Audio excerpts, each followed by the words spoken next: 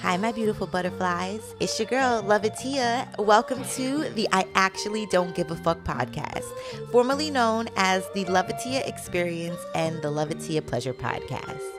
I created this podcast as a safe space for people who are just like me and are genuinely tired of giving so many useless fucks to people and things that are completely not fuck worthy. Think of this as a sensual rebellion disguised as a podcast, created as an unapologetic fuck you to the patriarchy and all people involved. This podcast is where we decolonize our minds, undomesticate our desires, decenter men, recenter ourselves, and redefine what femininity looks like outside of the male gaze. Ugh. This is the playground for every part of you that society has tried to tame. The too emotional, too loud, too sexual, too sensitive, and too powerful pieces get to come out, play, stretch, shake off their shame, and maybe even twerk a little under the moonlight, which is highly recommended. And yeah, sure, men are welcome to listen and learn too, but quietly, from afar. At best, they are sitting in the back taking notes in preparation for our new way of being. Now, healing can be sticky, so sometimes we'll touch on sensitive topics such as healing from sexual trauma, intimate partner violence, systematic oppression, and more. But I will always put a trigger warning in each episode's description, so keep an eye out for that. And now it's time for us to step out of the cage that the world has built around us and walk barefoot into our own wildness. This is I Actually Don't Give a Fuck.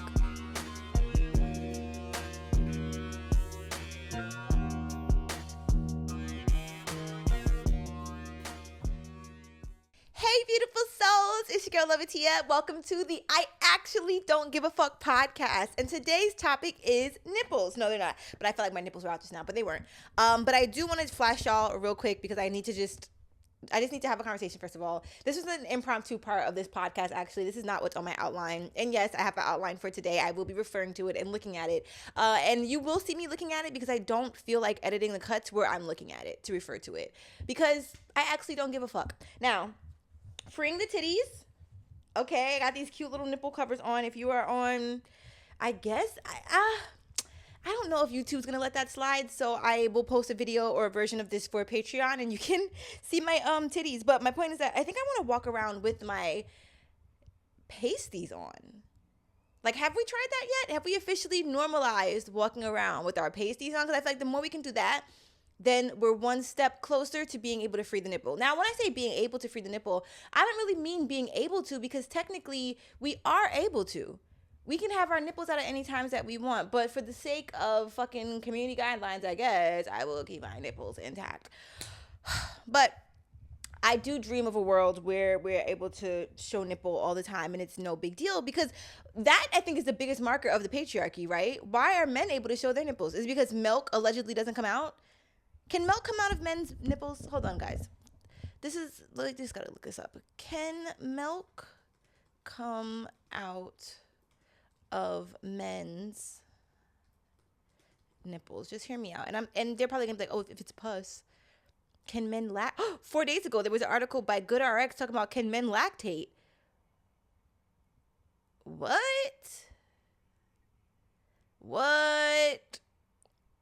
All right, so let's take this. This is coming from Healthline. It says, yes, milk or a milky fluid can come out of a man's nipples. Although rare, this condition is known as galactorrhea. I don't know why I just said it with like a Spanish accent. And usually signals a hormonal imbalance, typically high prolactin levels. Or it can be a side effect of medication. It is crucial to have this symptom evaluated by a doctor to rule out underlying conditions like breast cancer or tumors. Wow. What? In puberty, according to Healthline, teenage boys may temporarily produce discharge due to changing hormones. You cannot convince me. You can't convince me that I'm sorry. That just proved it to me.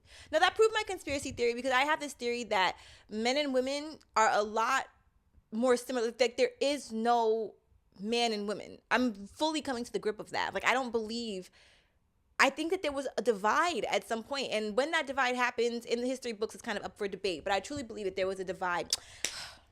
Gotta fix my goddamn shirt. I have a story about this dress, and it's just always kind of been a thing for me. Like, it's always. This was the funky pussy dress. Yes, it was. This was the funky pussy dress. Okay, we're going to get to that. So, I believe that if we look at bonobos, right? Because I like to look at nature. They were all born bisexual. All bonobos are bisexual. They are under a matriarchy. And if you're not familiar with what bonobos are, where have you been? Because I feel like I've been talking about them for forever. But bonobos are a primate, and they're in the main great apes family. I think there are 5 great apes. It's humans, chimpanzees, bonobos, orangutan, and gorilla. I believe those are the 5. And so bonobos are known to be the lovers, very gentle, very sweet, very kind. As opposed to chimpanzees, they are a patriarchy. They are known to be aggressive. Sometimes I think they can even be cannibalistic. They are, or maybe is it carnivorous? Are they cannibalistic or carnivorous? I don't want to put something out there about chimpanzee and like cause chimpanzee slander. You know, free them all. Free them the fuck all. But bonobos live in a harmonious society, and I think partially that is because they solve their conflicts with sex. Literally, that's what their goal is to have, and not even just sex, to be intimate with each other, intimacy in all different ways. But the videos and the visions that we see online are usually them having sex. So I think that's a beautiful thing. And so when I start feeling like, oh, sex isn't like a necessary part of life, I think pleasure is, and I think intimacy is, but I don't know if partnered sex has to be a part of life. Because I don't want to feel like I'm missing out on something right now. You know, since I'm actively choosing not to have sex. The opportunity has arisen, but I've just said no. So now it's just making me wonder if men have the possibility of producing milk from their breasts, from their nipples, and women also have the possibility. There is something that makes us different, right? Because like men can't give birth. There has never been a man that has given birth. I should say there have been trans men that have given birth before, but I think AFAB, if AMAB, affirmed male at birth, ABAB. I know AFAB is assigned female at birth, so why can't I get AMAB? But I feel like I've never heard AMAB before. Is that like a real thing? Anyways, I still have to say that women can get pregnant, trans men can get pregnant, but cis men cannot get pregnant. Can you be a trans man and be cis? What does cisgendered mean? Let's just learn together. Like, fuck it. What is cisgendered? Because cis, I don't think is how you appear, right? Okay, the Oxford version of this is denoting or relating to a person whose gender identity corresponds with the sex registered to them at birth, not transgender. Okay, so then cis men, I don't think have been found to have babies. Okay, guys, I just went down like a for real rabbit hole, and a part of me wants to cut all this shit out. But this is how my brain works, and you know, I've been day drinking, so we're just going to run with that. I hope that this wasn't offensive to anyone, or my curiosity didn't like ruffle any feathers. I do actually give a fuck about that because I don't want to be ignorant in the conversations that we have on here, but it just did genuinely have me wondering, like, what are the core primary differences between men and women? Can we sit with that for a second? I don't want to just like knock this out just because it's not on the agenda. Okay, so first things first, birth. We know that people that were born with wombs can give birth. Do men have wombs? What is a womb? Do men, like, I feel like we just say it, have wombs. Also, so patriarchal that I'm still like actively trying to fix my top when I put on these nipple pasties for a reason. Like, I just wanted my nipples to be able to fucking hang out freely without me feeling like paranoid about it. But I'm still like, I feel like my patriarchal, like misogynistic beliefs are still making me adjust my shit. I think I should just do the podcast. Like, what if I just literally do the podcast like this and just call it a day? Oh, a womb is a uterus. Y'all knew that? Don't judge me. We're not judging. A womb is a uterus? What is a womb? What? See, because when I ask one question, then I start going down a rabbit hole. Okay, so this says, no biological males do not produce a uterus, do not possess a uterus, also known as a womb, and cannot naturally bear children. A uterus is a specialized organ for pregnancy that does not develop in typical male human anatomy. Rare exceptions exist through genetic conditions, like persistent Mullerian duct syndrome, or in some transgender men who retain their female reproductive organs. Okay, so as a trans man, I guess you do have the just like how people like, don't people get is a hysterectomy the removal of your uterus? Like there are literally, come on man, come on internet. There are literally women who have had their uterus removed that do not identify with being trans. That's why I feel like we should just all understand and agree that there is a spectrum of humanness. Because then, even in this conversation, like, what about intersex people? Is that the case that some intersex people are born with a womb and some aren't? I would love to interview an intersex person. I really would. Like, I really just want to put, I don't know, help bring awareness and help educate myself and others, because I think it's just such a beautiful existence to be, but I feel like it's not highlighted and honored enough for intersex people to feel seen and to feel like most of society thinks that they're beautiful. Maybe I digress a little bit. Okay.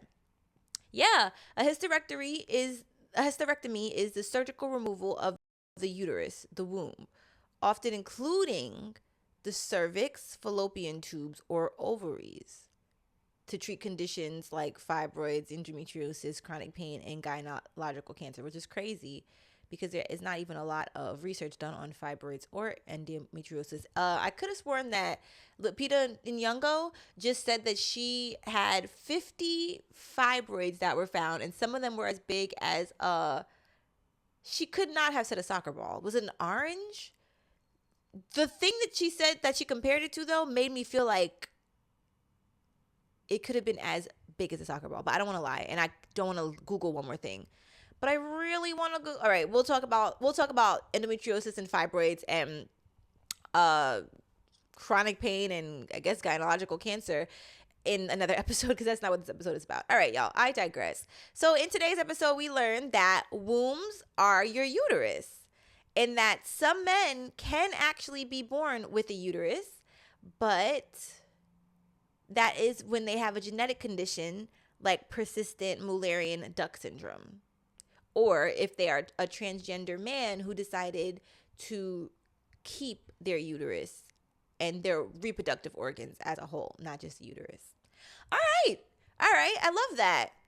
Now, before we like dive into what the actual outline is, I just want us to take 3 deep breaths together. Okay, you ready? And we're going to breathe them in, make sure our bellies are expanding. They're going to be big belly breaths. And then when we breathe out, we're going to like do a big dramatic sigh. Okay, 3 of them. Ready?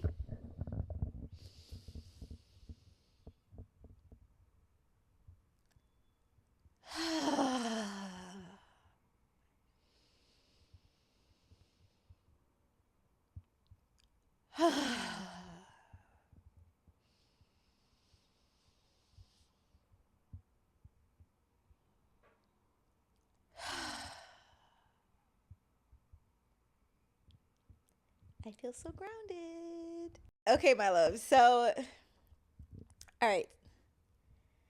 Y'all ready to dive in? I really want to tell you the story about this dress and just get it out the way. But another part of me says, no, we should end this episode with the funky pussy story of this dress. So if you want to know about the funky pussy story, then stay for the end and you will hear the grand finale. Why does it look like my camera is, this always happens? No, why is this a thing? This is not going to constantly be a thing for my show. But if it is, you know what? Fuck it. I don't give a fuck. Today, oh my God. Today we are going to be talking about love on the spectrum. I'm on the spectrum and trying to find love. No, that is not, the audio just stopped. Oh my God, that was so terrifying. Like, a thing we fucking caught it. I was like mid-laugh and everything, so I just tried to end it with the laugh so that you could hear my joy. Okay, beautiful. So sorry about that weird interruption, but I had a glitch with my microphone, so here we are. As I was saying, I really am on the spectrum, and I will say that the story I'm about to share with you is a journey, okay? So I have not reached the destination yet. I do not have a conclusion. I actually came here because I wanted to talk to y'all about it, because I think that I'm getting closer and closer as I'm doing the work to figure out what my true desires are. And as you know, for the Ethereal Pleasure Oasis, which is an online pleasure oasis that I created as a sanctuary and as a safe space for people to learn about themselves and about what brings them pleasure, I've been using that. I've been using the tools from my oasis to help me really tap into what I desire in my 30s, right? So when I finally sat down and committed to myself, and we're going to talk about that. We're going to talk about self-commitment to our pleasure. We're going to talk about accountability, holding ourselves accountable, because I actually realized that is something that I think I find a bit hard when it comes to me.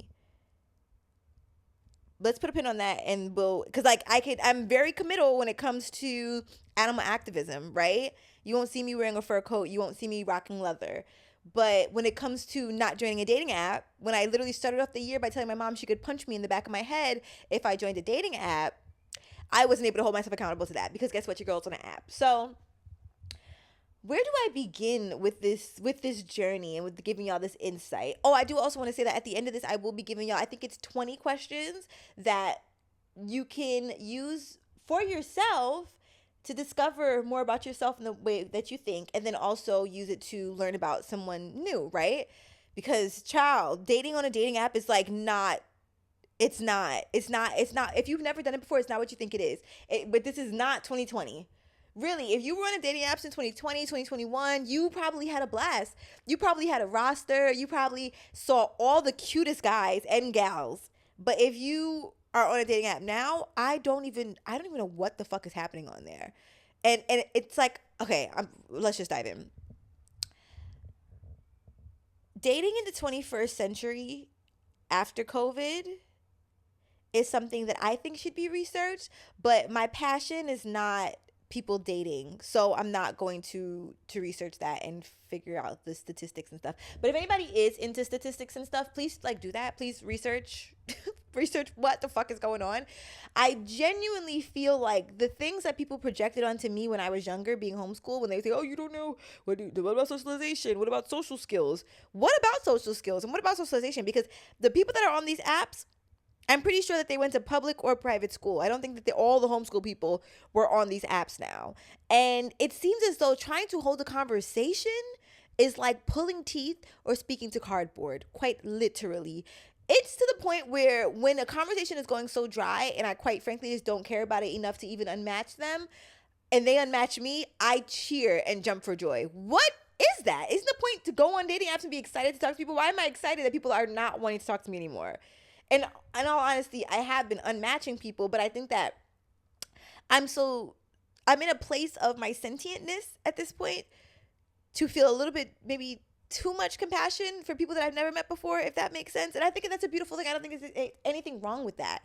But I think that I just know that there are people behind the screen, so I think. And so I feel like just unmatching somebody in the middle of a conversation is a bit fucked up. Want to know how I know that? Because I think I told y'all. Did I tell y'all? Did I know this at the time? No, I don't think I was booked for that. I think the day that I shot my audition was the day that I shot this first episode of this podcast. Also, I don't know if you can see how thick I look right now. Like, I don't know if it's giving, like, I don't know if the camera is picking up what I'm putting down, but I just want you to know that it's giving, your girl is putting on some pounds and she's getting a little thick and her ass is getting fat. I'm your girl. So I got an audition. I did the audition and then found out that I could fly to LA for this job if I wanted to. And it wasn't all expense paid, but I can't lie. This was the week that I needed it the most because it was the week that my fur baby transitioned. And so from the 23rd to the 26th, I was in LA. And y'all, first of all, I used my flight points, which I'm grateful for because I had used them for a work trip. And I was like, I just don't want to waste them on a work trip. And although, yes, technically LA was a work trip, it was work and recreation at the same time and healing. So I was happy to be able to actually use those points for my work for the LA trip instead of the work trip. Anyways, And I can't even build up any more points in my fucking credit card right now because I have officially overdrafted it. Yeah, your girl has overdrafted it. That's why I have not sent out any emails for the Oasis. I literally need to pay off some of my credit card so that I can put a email program on there so that I can send out a mass amount of emails to my email subscribers. So just don't think that I had everybody sign up, right? Because I put on TikTok, oh, sign up if you want to listen to my pleasure playlist. And then I never sent the fucking pleasure playlist. That's because I quite literally cannot. But once I am able to make some money and then clear out the room on my credit card, I can add this email marketing program to my credit card and then be able to send out all the pleasure emails that I desire. So just know I have not forgotten about y'all. But it was very nice to be able to use my points. Although now, like I said, I can't rack any more up because I have overdrafted, which is kind of fucked up. But it is what it is. That is one of the things that sent me into a spiral last month, which we'll talk about at some point, but not right now. So I joined a dating app. I'm not going to say which one because I don't condone. What did Scott say in Love Island? I don't conform to your tears. I don't conform to giving like certain dating apps promotions unless I just had mass success on it. But this specific app, it's for heteros and bisexuals and like it's for everybody. And it's one of the more popular ones. And it's a fucking mess. Like, everybody's horror stories usually come from this or from the other one. So, I think if I was to join another dating app, it would be one that's more specifically targeted for what I'm looking for, right? Like, there is one that I don't want to say, but it's very specific. It's very, like, very, very, very, and I'm not talking about Grindr. It's very specific, though. Anyways, I matched with this guy, and I had matched with a couple of people, too. I matched with a couple of women. And I can't even lie, when I was talking to the women, it was giving nothing. And I'm not saying that this is all women. I think it was literally just the women that I was speaking to. But one of them, she did this whole disclaimer on her page and then talks about how deep the conversation she wants to have are. And if you're not ready to look at yourself, don't meet with her. She's a therapist, all this stuff. And then yeah, the conversation just wasn't giving. There's nothing wrong with her. There's nothing wrong with any of these people that I was talking to. It just wasn't giving. And I think that's okay. People can literally say that about me. There were some conversations I really wasn't giving at all. Anyways, I ended up meeting this guy and he was vegan, but like also pescatarian. I guess like vegan but ate fish. Because at this point, that's just a thing. I release the shackles that these titles once had on me. I made a whole TikTok video going off about people who are like, yeah, I'm vegan, but I eat fish. And I was like, no, bitch, you're a pescatarian. And it's like, Atia, what if we could just have leniency? Because then I saw this video and this girl was like, a lot of people say people don't go vegan because they can't give up bacon. And she's like, okay, so be vegan, but bacon. Like, be vegan, but with bacon. And that saves millions of animals in itself. And then maybe eventually your taste for bacon just ceases to exist, you know? I think that's the goal. But I say all of that to say that I'm letting go of like forcibly trying to make people be along the lines of what these titles say, right? Because even me, I say I'm vegan, but I have a jar of honey in there that I be fucking up. You know, I think, oh, because it says that it's organic and because it says it's, what is that called? Ethically sourced, you know? But it's like, people can lie on labels. So I guess it just depends on where your values lie. I fucking love bees. And I probably actually have to do a lot more research to figure out what my relationship is with honey. Like, is there anybody else who can be enjoying it outside of me? Do bears love it? And so when we take it away from the bees, are we taking it away from the bears and the bees?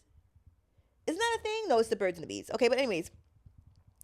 So I matched with this guy and we were talking and it was a cool conversation. And I was like, oh, wow, like we're actually going back and forth. Okay, the speeds of the text were pretty cool. Like I wasn't waiting days for replies.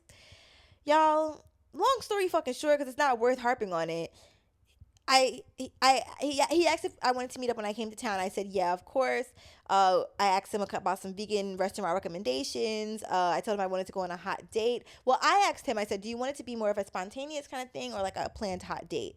And he said that he was more down for like the spontaneous aspect of it all, but he's also down to, you know, do a hot date. And then he asked me what I wanted. And honestly, that was great because I should have just fucking started off. I'm sorry. I'm so distracted by this fucking beautiful ass turkey vulture that I was calling a condor. It's two of them. But I should have just, that was a moment, right, where I had a desire and the desire was to go on a hot date. And I quite literally just didn't tell him straight up, I want to go on a hot date. So that was on me. I take it. But thankfully, he did ask what I preferred. And so I said, you know, I do want a bit of spontaneity, which in my mind meant I wanted to be a surprise. But I also felt like I felt like I wanted to go on a hot date. I had not been on an official legitimate date since I want to say 2021 or 2020. Y'all, I was writing a blog about this and I could not for the life of me. Those 2 years just blend in so bad. Cause it's like, when the fuck I feel like pandemic year was 2020, vaccine year was 2021. Am I getting that fucked up? I was fucking in 2021 and I was in my relationship in 2020. So that checks out. Anyways, the last date I went on, it was fucked up, crazy. I put it in the Oasis blogs. It's a free blog. You check it out and read it. It's a mess. So we solidified, okay, bet. He'll take me on a hot date. Great. He asked me where I was staying. I said, oh, I should work on that. Like, I don't quite know yet, but I'm working on that. Now, I had a quick thought in my head that when I said this, I wonder if it gave like hobosexual, or if it gave like I didn't have a place to stay, or if it gave I wasn't really coming. I don't really know what it was, but whatever. The conversation continued. I was like, I need to be an adult and book this. He's like, yeah, you're doing great or whatever with the bookings, whatever. I didn't fucking know. I didn't retain the conversation that much. So I was checking the app to see if he had replied to me. Oh, because I was asking him like, what's your astrology sign? Are you into astrology? Is that your thing?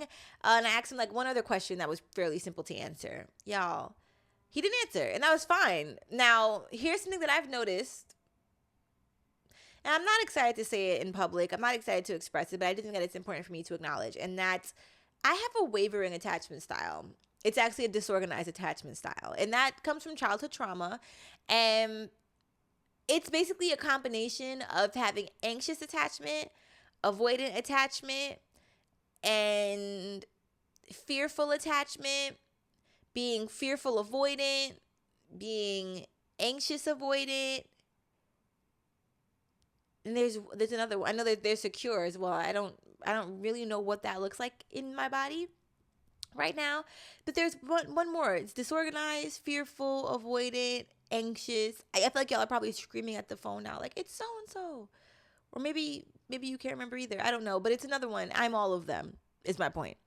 And so, and all of this in the midst of me trying to practice non-attachment, right? So let's just keep that in mind.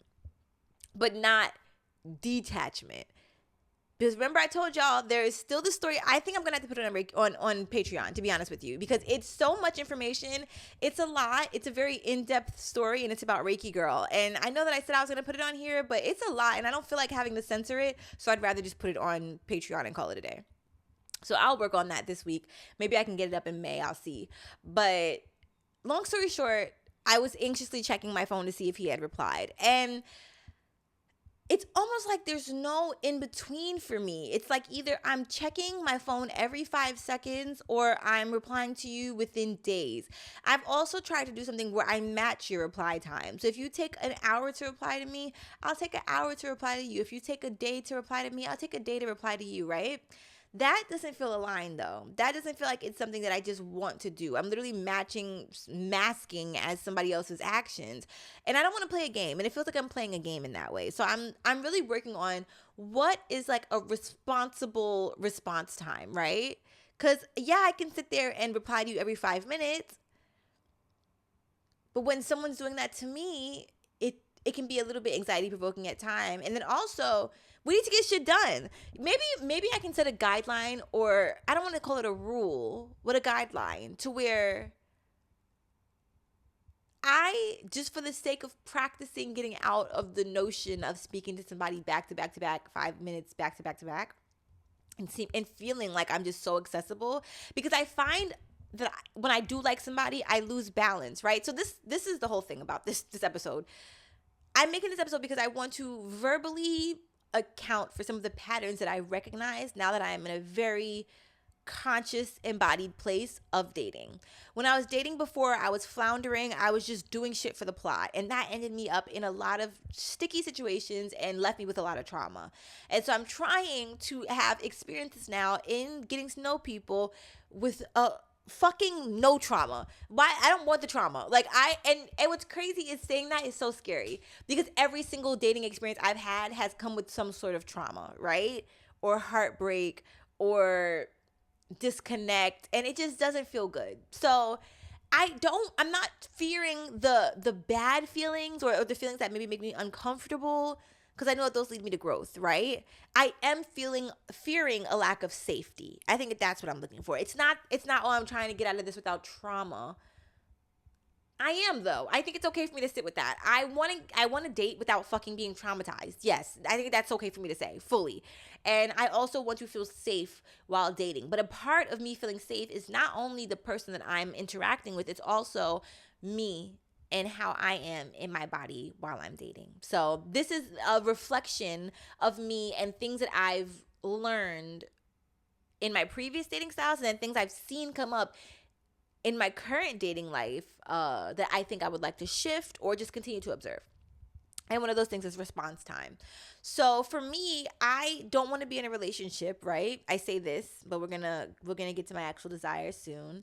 Actually, once again, I'm writing another podcast, another blog, and that blog includes what my desires actually are that I was scared to admit that I wanted, but I'll talk about that in a second. I think that I tend to lose myself when I like somebody and when I'm in a relationship with somebody. And I've only been in one official relationship, like quote unquote boyfriend, girlfriend, right? Everything else has been a situationship or just getting to know somebody or just fucking. Sometimes not even a situation. It's just we fucked and that's it.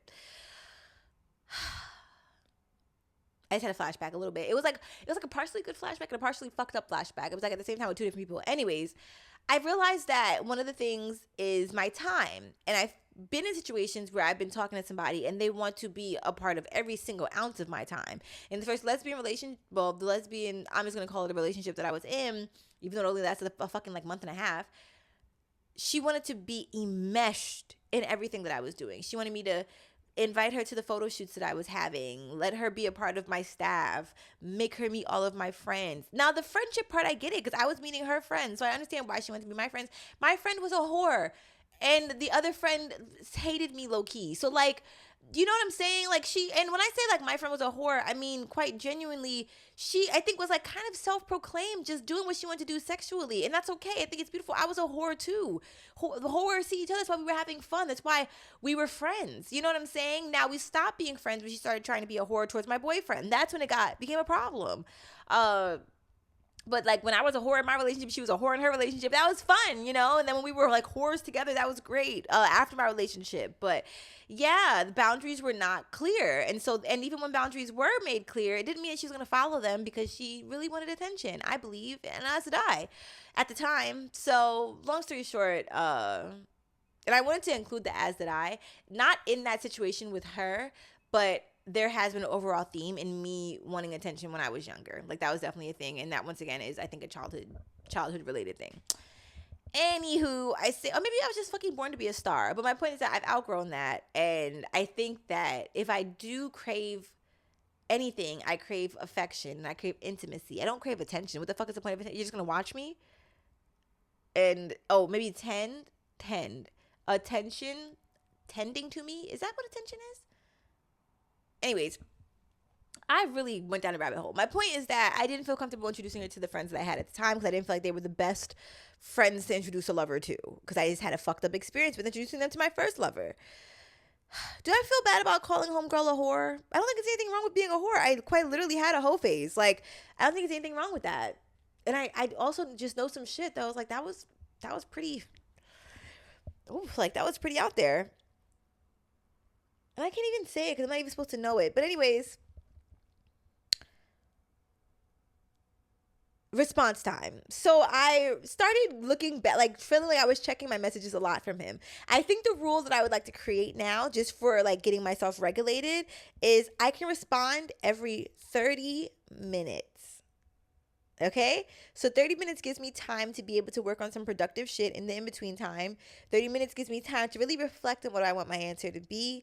And then after 6 p.m., because if I'm talking to somebody in the States, then, well, it depends on where they are in the States, actually. It's a mass amount of time zone things happening. Anyways, like fucking 6, 7, 8 p.m., I can finally speak to someone like back to back frequently. I can kiki, we can kick it via texting or voice notes or whatever. That's cool. But I think that trying to have that dialogue in the daytime while I'm trying to get stuff done is where things go wrong. So okay, great. Look at us. We figured out a boundary. I'm gonna let y'all know how it goes for the next month, and then I'll check in maybe a month and a half, and then I'll check in the month and a half after that passes and let you know how that goes.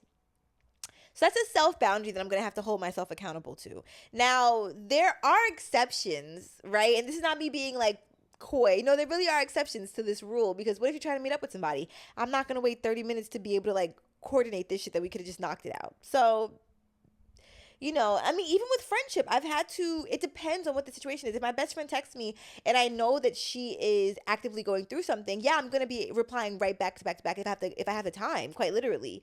But if it's just a casual conversation and I know that she's working and I know that she has things going on, I also don't want to be the contributing factor to her anxiety and say, oh, I'm sending these texts, I'm replying every 5 minutes, you got to keep up. That's not how it should be, you know? Anyways, I digress. I was checking my profile and he wasn't replying. Then I went to go look at his page like a couple of hours later, and I realized that he had changed all of the pictures on his profile, which is helpful because I felt like his pictures actually didn't really give me what I needed them to give me. I'm like, what do you actually kind of look like, you know? Which we're going to get to. We're going to get to how fucked up some of y'all's profiles are and how to make them unfucked a little bit at least. But long story fucking short, or long story long to this thing about this guy whose name I don't even remember, he unmatched me. I checked my phone that night and saw that he unmatched me mid-conversation. Like, there were so many other conversations that I was having that could have been unmatched that really it would have been no sweat. But this, it was mid-conversation and nothing had gone wrong. I didn't see any disconnect between us. So I think that was just like the slight whiplash of it. But the other side of it was, once again, I got up and I celebrated. I literally did a dance. I literally did a jig. I literally was like getting crump. Like, no, because I was very grateful that the universe unfolded the way that it did, because I actually didn't want to I didn't want to have to spend my time with somebody in LA. I thought I did when I first joined it because I was feeling really lonely and I was missing my companion, Tam, my cat. And I just felt like I just wanted a bit of a distraction. And I think that because that was my purpose of getting on the app, that's why that just didn't fall. That's why nothing has really progressed the way that I thought I wanted it to progress. And every time it doesn't progress the way that I want it to progress, I'm grateful for it. I also think that our bodies tell us, right? I actually just wrote a blog about how we can connect with our higher selves. I wrote a blog about how we can pleasure ourselves to our higher selves. And then I wrote a blog about how we can be our own personal pleasure revolutionaries. We can literally start a pleasure revolution for ourselves and for those around us, and like literally start little wildfires of pleasure by us just being an example.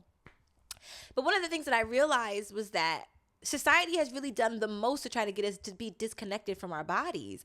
And so now that I've actually had a taste of peace and my body is so grounded that I'm able to not only hear it talking to me, but then listen to it when I'm in a state of spiral or when I'm in a state of need and I feel a bit ungrounded, it's harder for me to listen to my body. I hear it, but I'm not following its directions. So, for instance, thinking about trying to meet up with this guy, it was fun. And then when it became real, it was like, oh, the panic set in, the anxiety set in. What are we going to do? What am I going to wear? How am I going to cut my hair? And it's so interesting because whenever I start getting ready to talk to somebody or meet somebody or date somebody, I always worry about my hair. I'm like, should I go in with it really short? And then, you know what I'm saying? Like, let them know how I will be. I don't even know. It's a very interesting psychology that I have going on. So even me recording this podcast today with my hair in the length that it's in, it's because I'm really practicing feeling stunningly gorgeous with my hair in this natural length. I love it. But for some reason, there's still this thing in the back of my mind of how are other people seeing me with my hair like this? And I don't feel like that when I'm all the way bald. And I don't feel like that when I have a low fade. It's very, very interesting. So I'm really working through that relationship with this version or this length of my hair. But I am falling in love. Like, I'm looking in the mirror. I'm so cute. My little widow's peak, my little edges. You know what I'm saying? Like, very cute, very demure. So he had matched me, and I was very excited, and my body rejoiced because my body started feeling uncomfortable at the thought of the only day that I was really going to be able to spend with him was the day before my cat transitioned, the anniversary, or the day after. Or the day of the anniversary. And both days I really wanted to honor her. I didn't think that going out with a man was going to be something that would honor her. Now, if I would have booked a date with a woman, yeah, I think that she would have loved that. But I also think that I would have been distracted. I don't think that was what I needed. I needed to be fully embodied on that day. And y'all, I had the best fucking trip. We can talk about that in another episode or maybe on Patreon. But by the way, are you on Patreon? If you're not, I have some very fun, exclusive content on there. I have pleasure tips. I am literally finalizing what is going to be posted on Patreon for the year this year, but we are doing some amazing work together on there. So let me know if you are a patron. And then I also think I want to do something for my paid patrons. Like I want to have an event. Yeah, I think I want to have an event for my paid patrons, and we do something for like a slumber party or something like that. We'll figure it out. So he had matched me on the app, and I was really grateful. And then I ended up switching my location from LA to New York because I knew I was traveling to New York soon for work. Then, once again, I'm connecting with these people, and nothing is really feeling aligned. I do have a horror story for you, but I'm going to wait. I always do this. I always wait for time to pass, and then this also has to go on Patreon for sure. For my own safety, this cannot go on here. But I will talk about it maybe in like a month. I don't know. Well, I'll talk about it when I get my camera, because when I get my camera, I want to be able to read some things off of my phone, and that should be able to help us feel immersed in the stories. Anywho, I changed my location to New York, and once again, it just wasn't giving. I saw some people I knew. I saw some people that I wished I knew once upon a time that I used to have crushes on, but I never really officially met in person. I just knew of them. I matched with quite a couple of people, not a lot. I also realized that there are a lot of dead dating apps on there. Dead dating profiles. So just because someone's profile is quote unquote active or verified doesn't mean that they are actively on it. It just means that they didn't delete their profile before they deleted the app off their phone, or they didn't pause their profile before deciding to get off of the app. So I just wanted to make sure that was very clear. That is something that I don't think was necessarily happening that much in 2020 and 2021. I think the profiles were relatively active. So people were actively looking for connection at that time. And I think that now so much has happened that it's just hard for us to organically connect. It's very interesting to observe. So, and I like to think of dating apps as pre-COVID and post-COVID. I think I said this in the earlier clip. So, pre-COVID was, or maybe mid-COVID, was people yearning for connection, yearning to be able to have intimacy with somebody, really sitting with themselves and then trying to sit with someone else, basically, and really getting to know people, having the time to do so, not being distracted by much, trying to be distracted by the other person. So that was mid-COVID dating. Pre-COVID dating, when I really think about it, it was fucked up. Like, I just remember constantly feeling like I was begging men to take me on dates. And this is before I was having sex. This is before I had my first relationship. And then when I did get into my relationship, it was still fucked up. It just seemed there were a lot more fine men in existence at that time. Like, I don't know what happened. I do know what happened, actually. I do know what happened. I don't think that a lot of them are with us anymore, if I'm being honest with you. And I really genuinely mean that. Like, for many, many, many different reasons. And this is just a conspiracy theory that I have. But anyways, post-COVID dating, I think it's just disconnected and detached. I saw this one guy, and he posted on his profile and was like, this app feels like people shopping. And I think the only reason why people really are still on it is for that quick dopamine boost that you get when you meet somebody and when you make that connection, and then the chase is like going, and then once the chase is done, then the dopamine ends. And it's like, no, that's so true. That is so true. You find somebody, you talk to them, you get excited about them, conversation dies, and it's like, okay, time to do it again. It's literally like a revolving door of meeting people, having the adrenaline rush, having a dopamine boost, and then being done with it, and then being over it, or getting distracted by something in life. It's very interesting. People really only go to the apps now when they're bored. Like me, I was bored. I feel like I wanted connection. I needed to be distracted, and that was not an authentic. It was authentic, but it wasn't the healthiest grounding to join a dating app on. I also want to talk about the epidemic of nonchalant men, because I know that has been a thing, right? Like men thinking that being nonchalant is cool. I will say that I do get the ick by men who are too chalant. Why are you mad chalant? Like, why do you have mad chalant? You know what I'm saying? I do get the ick from that, but I think that there is an in-between between nonchalant and chalant. The chalant people are the ones that have so much fucking energy, and on the apps, they're always like, oh, I'm a yapper, I yap. Okay. It's like you learned that word and you just took it and you ran with it. Then the nonchalant people, their prompts will literally have one word on each prompt. What's your love language? Touch. What? Not even physical touch. Touch. What's your favorite food? Fries. What do you want? What do you love? Gym. Like, if this is how your prompt, is this how much energy that you put into your prompts? That's how much energy you're gonna put into our conversation. I'm convinced.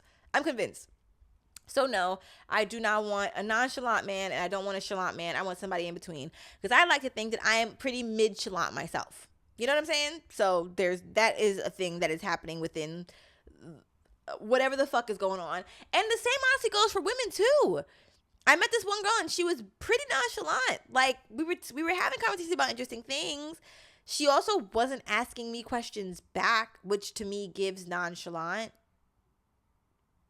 But she was actively replying to the messages, which gave partially chalant.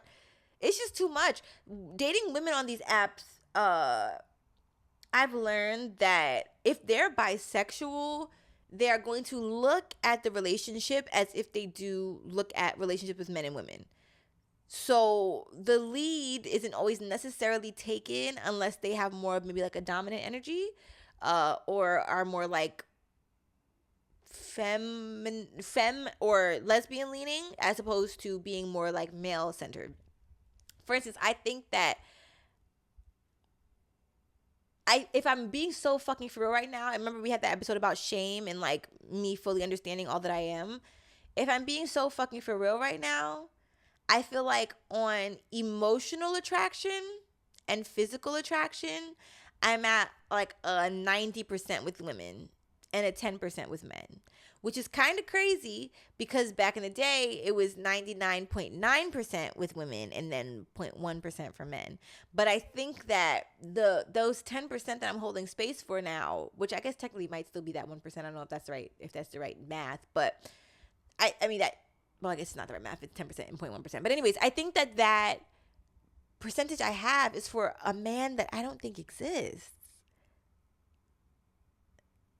So when I look at men as a whole, I just wonder how my relationship with men will shift as I continue to heal my issues with my dad. I truly do think that plays a big role in this. And even me trying to date again, I literally wasn't trying to date when I was on good terms with my dad. But every time there'd be a rift between me and my dad, I would be on the apps. I would be out trying to get to know somebody or trying to get drunk and have some crazy experience out and about. So I do see a very clear correlation between that too. And then add into that the grief of me losing my companion who was keeping me company, my fur baby. That's a lot. It's a lot for me to deal with. And so while also trying to enter this space in a healthier way, right? So yeah, I had these issues before, maybe not losing my cat, but I was still grieving. I was grieving my grandma, and at one point I was grieving my friend, and I have always had fluctuations with my relationship with my dad. So I think that that's where some of my fear comes from, and just wanting to make sure I don't repeat the same mistakes that I made when I was in a really pained and hurtful place.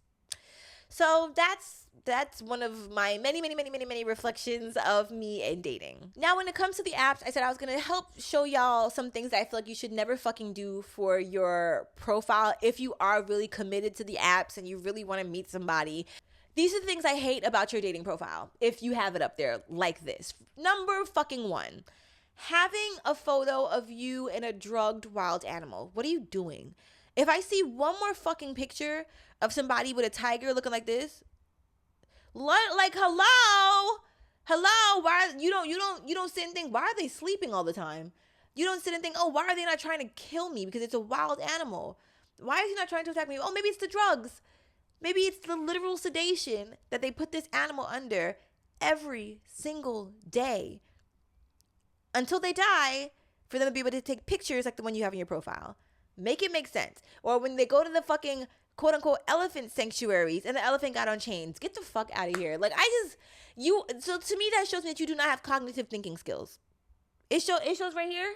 Right here, it's not functioning all the way clearly. So for me, that shows that you are not compassionate, that you're trying to show off, that you think that we're uneducated, because I also know that these little excursions that y'all do, it's like $5 for the excursion. You're not big balling if you take a picture with a tiger. That shit is like the pictures they were taking with the orangutans in clothing, and they were like making the orangutan touch women like inappropriately. That was $1. It was literally $1 to do that. So you're not flexing by showing these things. You're showing that you do these cheap excursions where people are abusing animals. So that's that. All right. Speaking of abusing animals, the fish. Stop taking pictures with fish, holding the fish, holding the hook, holding the mouth. What is that? What is that?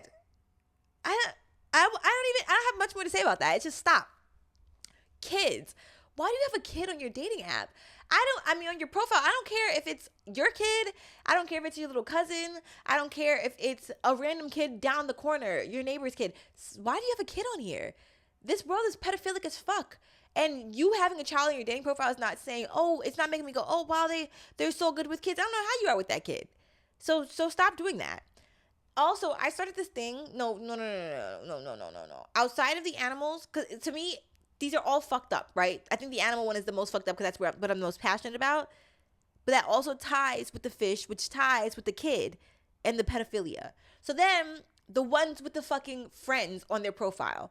And every single time I see it, I say, I know exactly whose profile this is not. I know it's not the finest one in the picture. No, I know it's not.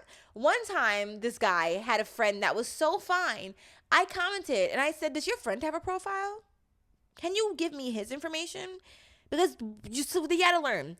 Someone has to learn at some point. Why would I upload a picture of me and my beautiful friend as a first picture and confuse you? Now, granted, I know I'm beautiful. And a lot of people who do this, I think, are 9 times out of 10 kind of not conventionally attractive, quote unquote. So they feel like if they use their friend's picture, that'll bring you in. But my thing is, I'm going to scroll down and see your actual face. I literally am. So you might as well just like embrace and accept your face and call it a day. And then what about the people that literally have a picture with them and their friends in every picture? I said, okay, you know what? I'm fucking the friends. Am I fucking all your friends or are we fucking? You know what I'm saying? Like, not even fucking. Just are we all going to go on a date together? Is this who's going to be there when I get to the restaurant? Like, I don't really get the psychology behind it. But those are probably my biggest pet peeves of dating profiles gone wrong. Also, like I said earlier, when you don't put energy into your dating prompts, into the little prompts that say what you like, who you are, the 2 truths and a lie, all that stuff. Put some energy into it. Give me something to comment. I love when people have questions and they say, what is your hottest take? What's your craziest take? What is something that could low-key get you canceled if you talked about it out loud, but you could talk about it here? Or what's a crazy fact that you just found out that you feel like everybody should know? I think that those are like really, really cute prompts to use because then you are engaging. You're setting up something for me to be able to converse with you about. So I think that's cool. I had something on my profile and it was, what are 3 things that you love the most about yourself? Which is interesting because people would never use that prompt. Very, very interesting. I don't think it's a bad prompt. I love the prompt. I want to answer it, but I think that it's just something I've observed that it's better to put questions. And because then you get the people that are going to answer the questions. A lot of people, for me though, I only have 1 question on my profile. And like I said, they haven't done the questions. They usually just like a picture or whatever. And I'm trying to think on the receiving end, I'd much rather somebody answer the questions than just like a picture of mine. But I will say that 9 times out of 10, the people who do answer my questions usually end up leaving me a paragraph, and I'm just not attracted to them necessarily. So I think that that's where the disconnect happens. It's not that people are not answering my questions, but they have not answered that question about the 3 things they love about each other. I can say that for a fact. Anyways, I knew I had a problem with dating and with communicating, which I think is like the overall disconnect. Like, we just don't know how to communicate anymore because you're going to judge me. You're going to judge me. It's fine. Judge me. It's all right. I'll go. Like, I already lost, so I'll just go. Wait, what's that? What is that? You know what I'm talking about? She's like, just vote me out. Just vote me out. It's okay. I already lost. Just vote me out. It's fine. From that Jubilee video. Anyways, if you don't know the reference, it's mad funny. But just laugh along as if you do. Communication was something I was struggling with, and so I went to ChatGPT. Okay. I went to ChatGPT and I asked them what the fuck I should be saying to these people. I did. Stop. I know the water, the crisis, AI. I know it's bad, okay? God, I'm vegan. I'm saving a lot of fucking water by being vegan. And if you're going to cancel me for asking ChatGPT what the fuck I should say to somebody in this 21st century, then fucking cancel me. I don't give a fuck. All right? I'm weaning off. But I said all that to say that that's how desperate I was. I genuinely had to ask an AI bot what types of ways I could reply to these people because I didn't know what to say. The most interesting thing, though, is that as they would tell me the answers, I would be like, but this is not what I want to talk about. Like, I couldn't relate to it. So I would end up still saying what I wanted to say. But it was just, I just saw the psychosis of like, why am I communicating with somebody? And then I'm going to AI. I'm asking AI what to say back to this human. This is not making sense. This is very dystopian. So it's not that I'm not aware how dystopian it was, which is why I have no problem expressing it now. But I did have to sit with it, and I did have to sit with myself and just think I wouldn't want somebody to do that to me. I wouldn't want somebody to feel like they had to Google or ask AI what to talk to me about or how to talk to me. So, like, asking other people, that's fine. I could have went to my best friend. You know, I could have asked her. I could have asked a stranger. I could have asked social media. So I say all that to say, I got a cramp in my hand, that I decided to come up with 20 questions that I think that we can ask other human beings that will help us along our journeys of getting to know people. And I think that these 20 questions are introspective. They're very thoughtful. They feel like they resonate with my spirit. And there are things that I'm genuinely curious about getting to know about somebody. And you can do it in a cute style. Like, you can present it to somebody like, hey, I know, back in the day we used to play 20 questions, but do you want to play 21 questions? Well, I guess I should add another question to make it 21. That would be different. I want to do 20. And if I was going to do a number, it'd be 22. But there are many different ways you can propose it to somebody. You can say, hey, you want to play a game? I don't know, just have fun with it. Like, I think that's the main conclusion of this episode, is that when I told my mom that I was having some anxiety with dating, she was like, why don't you just have fun with it? She didn't say just, but if the goal and the intention can be to have fun, then I've won. And then I've had a great experience, and then I keep it safe. And if it's thoughtful fun, I should say, because I think that there's some risky fun that I can have, but I think that is where things go a little bit awry, and that's where some of the trauma can set in. So I think that as long as my goal is to have fun, then that's one. Two is to remain in my body. Now, there are two different portions of that, right? There's one version where I've dissociated and I'm just like kind of moving and grooving without really like making conscious choices. When I was talking to somebody on one of the apps and I started having this anxiety, somebody that was in New York, I realized that this is not the person for me. And I realized this after I had to see, which is the story I'm going to tell y'all on Patreon, but after I had to see something that was utterly outrageously crazy, because I did some snooping. And yeah, I found some shit out that was like, oh, this is like an absolute hell no. But had I not found this out, I would have still been confused as to why my body was reacting the way that it was reacting. So then fast forward, now I say that I'm speaking to someone new and just getting to know them, like I'm just going to hang out with them. This interaction that I had was like asking if they wanted to hang out. It felt like one of those situations where my higher self took over. My heart wasn't beating. I wasn't beating fast.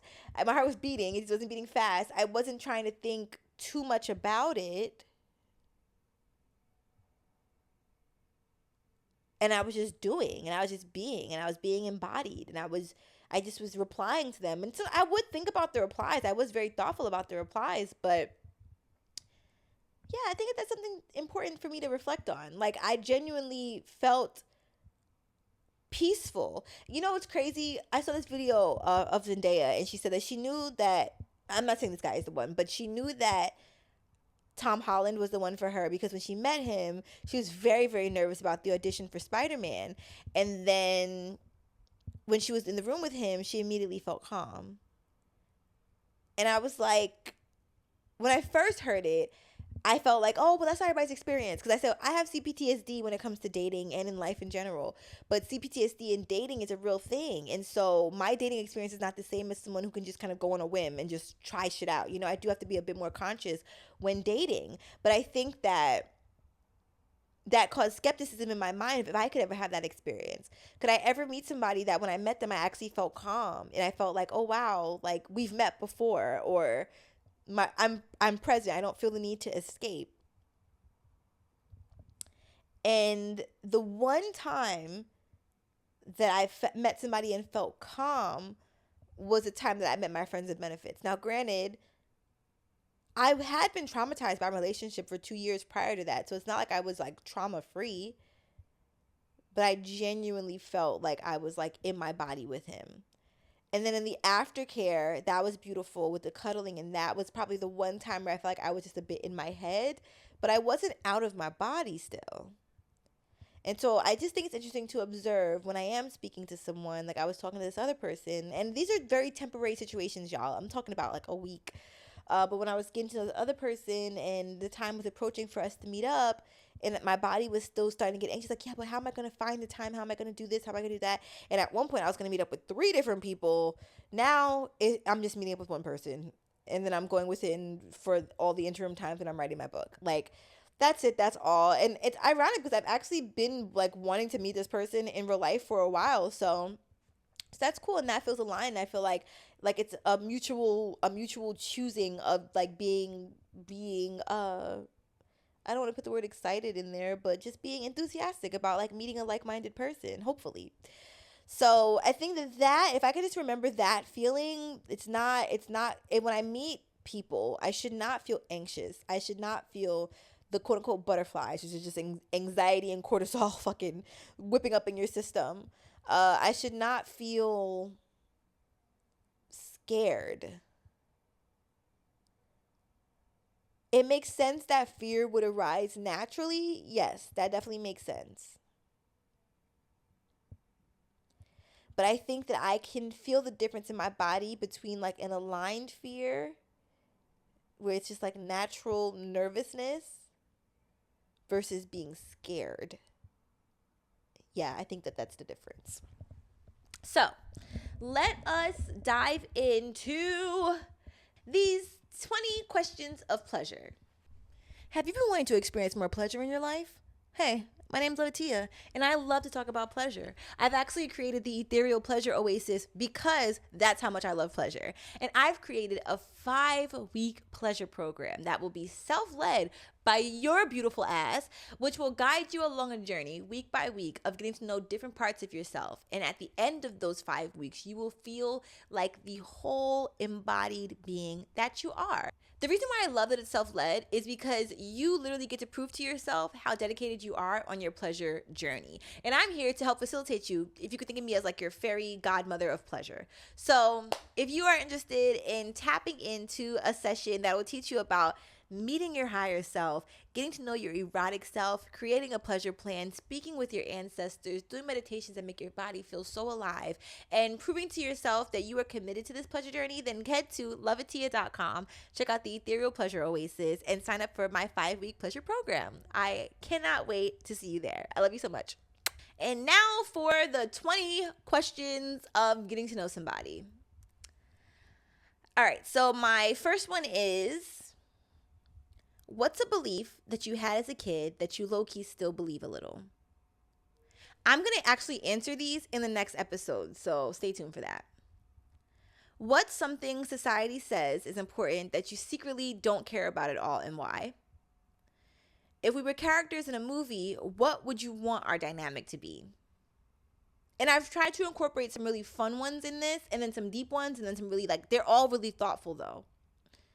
What's a random hill that you would absolutely die on? What's something that feels like a red flag to you that everyone else seems fine with? When do you feel the most like yourself? What's something you've changed your mind about in the past few years? What's something about you that people usually misunderstand, and why do you think that is? When was the last time you genuinely felt proud of who you are and not just what you did? What's something you're still unlearning? What kind of intimacy feels unfamiliar to you, even if you really desire it, or even if you want it? What's a moment in your life that changed how you see the world, and why? What does feeling safe with someone look like to you? What are you afraid people will find out about you if they really get to know you? If your past self met you right now, what do you think would surprise them the most? What's a question you think people should ask themselves more often but don't?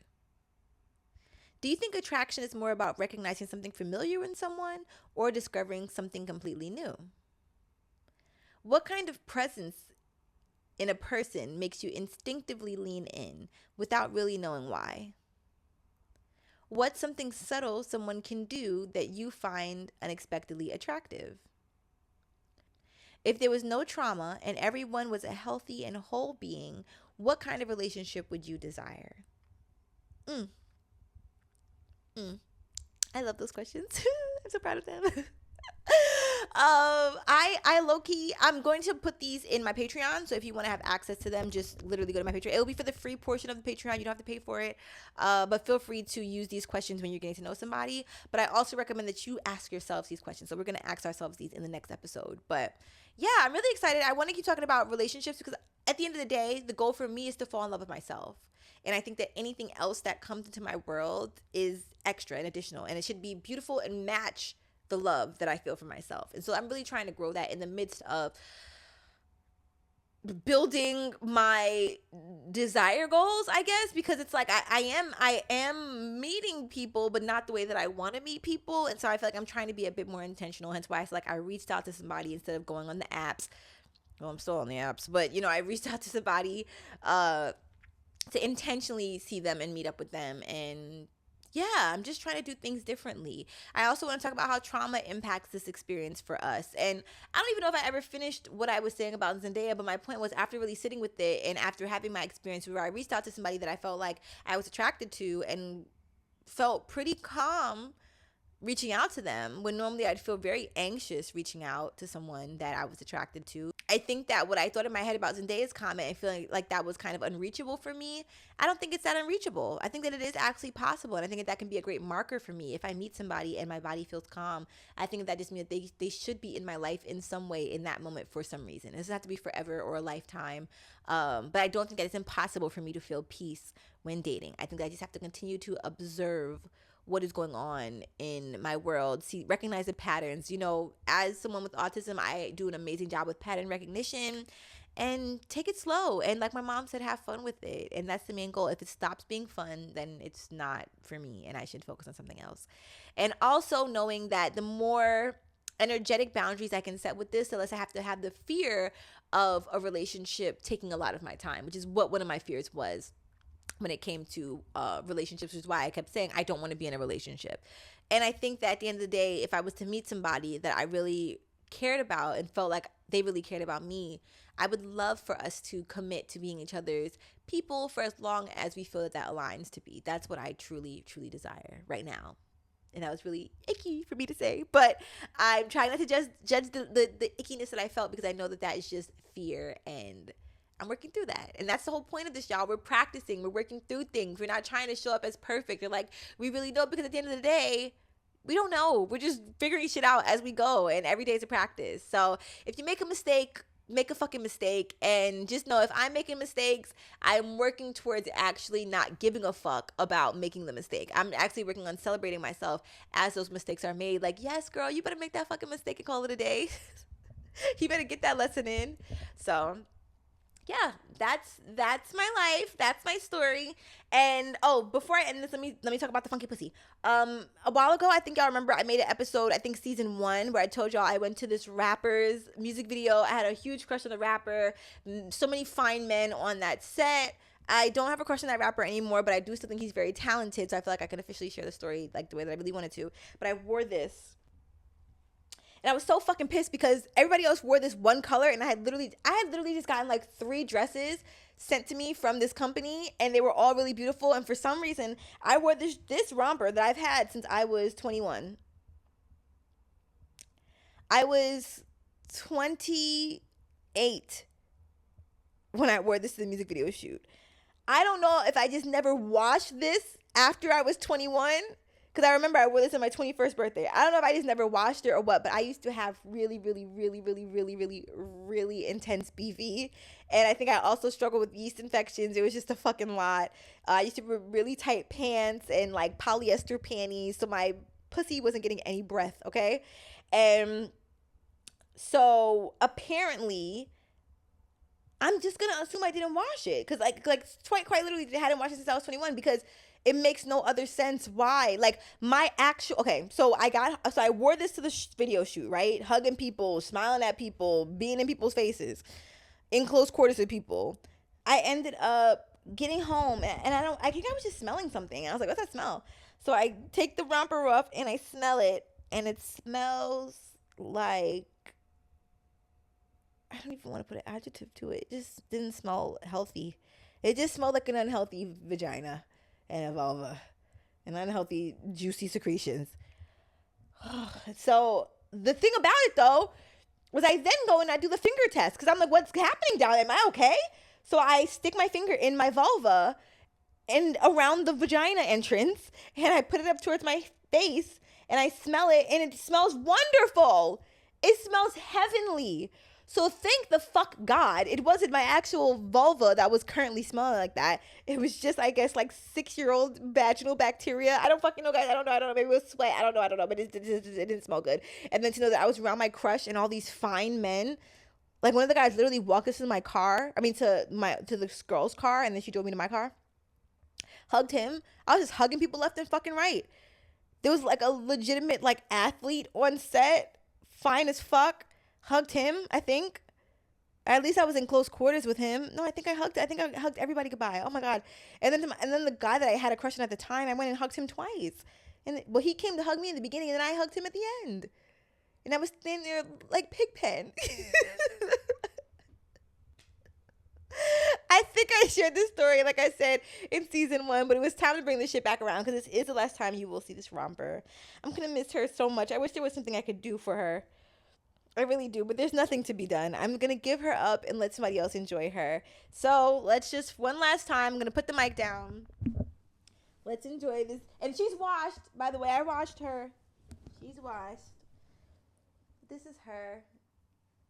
I'm going to miss her. I don't know why I make it be such a big deal. Why do I want to keep her? I don't want to let her go. But if I let her go, I can have many. Oh, I'm sorry. I should be talking to this. I can have many other experiences that are beautiful with another romper. But she won't be like this one. And I don't even know why, because I don't even care for like this design. I think it's because it's so red. Anyways, that's the story of my funky pussy. I hope you enjoyed, and I'm not putting that on Patreon because I have many other things to put out there, and I wanted you to be able to get a little taste of the type of things that we talk about on Patreon. So if you want to hear my crazy horror story about the time I dated, I can't even give y'all much information at the time, but just know I have a crazy dating horror story that happened recently, and then I also have my story about Reiki Girl that will be on Patreon. So feel free to follow me there. Also head to the Ethereal Pleasure Oasis and check out that 5-week pleasure program. I'm so fucking excited about this. And you get to have a one-on-one meeting with me depending on the package that you choose. We can like literally go through your goals and your intentions. It's truly worth it. And I am learning so much. And I'm also going through the program myself. Well, I'm about to start going through it starting Monday. So I want to do like kind of a rapid fire go through of it, because I'm never going to put anything out there that I've never experienced myself. When I wrote my workbook, I did in this place where I am right now. So now I'm going to do another amount of work to really get me to another place of my pleasure journey. And I'm really excited about it. So I love you so much. Please give yourself a hug for me. And don't forget to be kind to yourself and to be kind to animals. Mwah.